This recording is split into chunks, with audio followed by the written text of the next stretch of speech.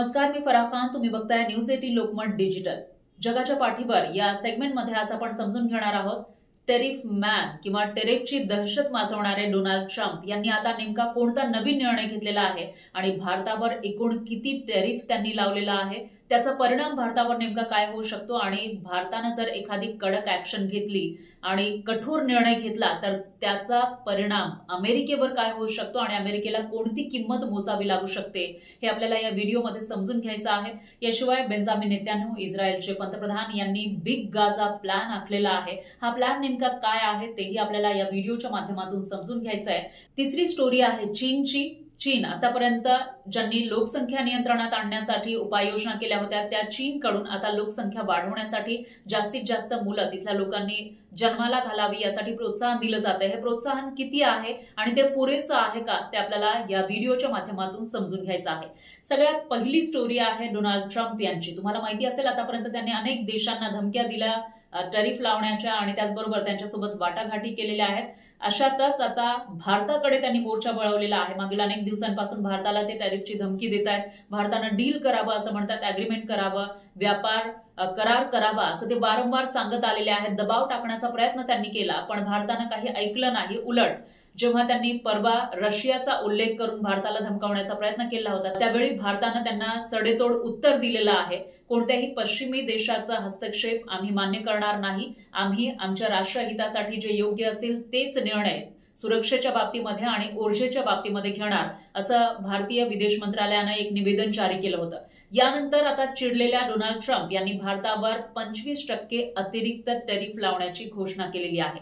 त्याच्यामुळे 30 तारखेला 25% टेरिफ लावणार असल्याचं त्यांनी सांगितलेलं होतं आणि त्याचबरोबर हे टेरिफ 7 तारखेपासून लागू 1 तारखेपासून आधी सांगितलं होतं. त्यानंतर 7 तारखेपर्यंत मुदत दिली होती, 7 ऑगस्ट पर्यंत, आणि 7 ऑगस्ट पासून हे टेरिफ 25% टेरिफ भारतीय वस्तूंवर लागू होईल असं त्यांनी सांगितलं होतं.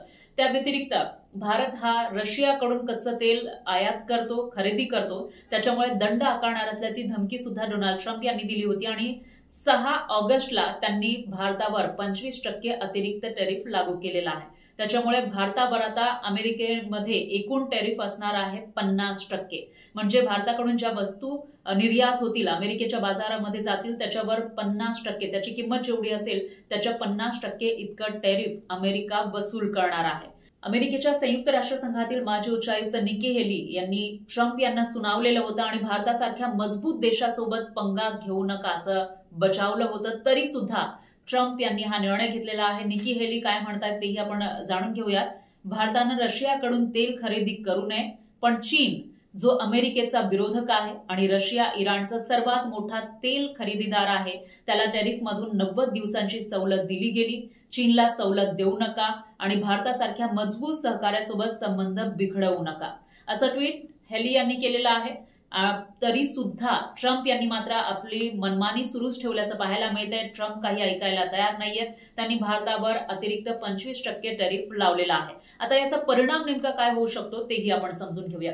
भारतावर याचा परिणाम बघायचा झाला तर ऑब्व्हियसली भारतासाठी हा मोठा एक फटका म्हणावा लागेल.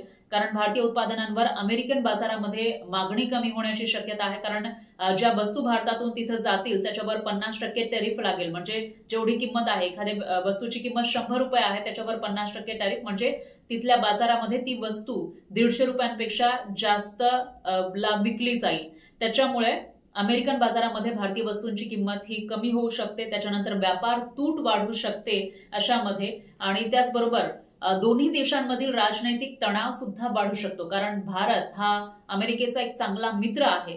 मात्र तरी सुद्धा जर अमेरिकेनं भारतासोबत पंगा घेतला तर हे अमेरिकेला परवडणारं नाहीये. कारण भारताची लोकसंख्या ही जगातील सर्वात मोठी लोकसंख्या आहे आणि एक मोठं मार्केट अमेरिकेसाठी म्हणावं लागेल. अशा देशासोबत अमेरिकेनं पंगा घेतलाय. त्याच्यामुळे जर भारतानंही एखादा कठोर निर्णय घेतला तर मात्र अमेरिकेला कोणते परिणाम भोगावे लागू शकतात तेही आपण बघूया. सगळ्यात महत्त्वाचं म्हणजे अमेरिकन कंपन्यांसाठी उत्पादन खर्चात वाढ होऊ शकते.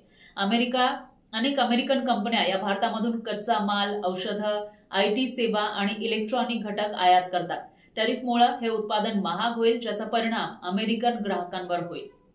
याशिवाय भारतीय बाजारपेठ गमावण्याचा सुद्धा धोका आहे अमेरिकेला.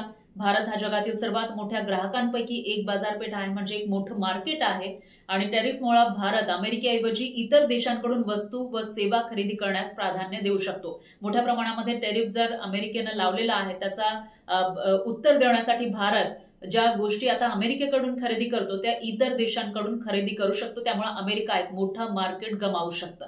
याशिवाय भारतातील अमेरिकन गुंतवणुकीवर सुद्धा याचा परिणाम होऊ शकतो. अनेक अमेरिकन ब्रँड्स भारतामध्ये मोठ्या प्रमाणावर गुंतवणूक करतात. त्याच्यामध्ये ऍपल असेल, अमेझॉन असेल, गुगल असेल. पण व्यापार तणाव वाढल्यास भारतातल्या धोरणांमध्ये बदल होऊ शकतो, जे या कंपन्यांना त्रासदायक ठरू शकतं. याशिवाय भारताकडून प्रति टॅरिफ म्हणजेच रिटॅलिएटरी टॅरिफ सुद्धा भारत लावू शकतो. त्यांनी जेवढे टॅरिफ लावलेलं आहे तेवढं जर अमेरिकेच्या वस्तूंवर लावलं किंवा त्यापेक्षा जास्त लावलं तर अमेरिकन उत्पादनं भारतामध्ये महागू शकतात. भारतही अमेरिकन वस्तूंवर टॅरिफ लावू शकतो, जसं की अॅल्युमिनियम असेल, बड्या तंत्रज्ञान कंपन्यांच्या सेवा म्हणजे IT सेक्टरमधील जे सर्व्हिसेस आहेत, कृषी उत्पादनं यावर जर टॅरिफ लावलं तर अमेरिकन शेतकरी आणि उत्पादकांना आर्थिक नुकसान होऊ शकतं. याशिवाय राजनैतिक तणाव आणि आंतरराष्ट्रीय प्रतिमेला धक्का सुद्धा बसू शकतो अमेरिकेला. भारत आणि अमेरिका यांच्यामध्ये तणाव निर्माण झाल्यास भारत अधिक जवळीक चीन किंवा रशियासारख्या देशांशी वाढू शकतो. चीन आणि रशिया या दोन्ही देशांना अमेरिका हा बरेच वर्ष आपला शत्रू मानत आलेला आहे. त्यांच्यासोबत कोल्ड वॉर सुद्धा पाहायला मिळालेले होते. अशामध्ये आता या ज्या दोन देश आहेत चीन आणि रशिया याच्यासोबत भारताने जर जवळीक साधली तर अमेरिकेला ते परवडणारं नाहीये आणि यामुळं अमेरिकेचा जागतिक धोरणाला धक्का बसू शकतो. या सर्व गोष्टींमुळे भारत जो एक सगळ्यात मोठी लोकसंख्या असलेला देश आणि जगातील चौथी मोठी अर्थव्यवस्था असलेला हा देश, अशा देशासोबत पंगा घेणं हे डोनाल्ड ट्रम्प यांना परवडणारं नाहीये, अमेरिकेला परवडणारं नाहीये. त्यामुळे कधीपर्यंत आता डोनाल्ड ट्रम्प हे टॅरिफचा आपला निर्णय मागे घेतात याकडे सगळ्यांचं लक्ष आहे. यानंतर दुसरी महत्वाची स्टोरी आपण बघणार आहोत इस्रायलचे पंतप्रधान नेतान्याहू यांच्या बिग गाझा प्लॅन विषयीची. हा प्लॅन काय आहे तर हा प्लॅन आहे गाझा पट्टी पूर्णपणे आपल्या ताब्यात घेण्याचा, गाझावर इस्रायलचं नियंत्रण प्रस्थापित करण्याचा. ऑक्टोबर 2023 पासून हमास सोबत लढा देत असलेले इस्रायलचे पंतप्रधान बेंजामिन नेतान्याहू यांनी आता गाझा पट्टीवर पूर्ण नियंत्रण मिळवण्याची योजना आखलेली आहे, ज्याला बिग गाझा प्लॅन असं नाव दिलेलं आहे. तर गाझामधील हमासच्या सैन्य संरचनेचा पूर्णपणे नायनाट करणं आणि क्षेत्रावर संपूर्ण ताबा मिळवणं हा त्यांचा उद्देश आहे.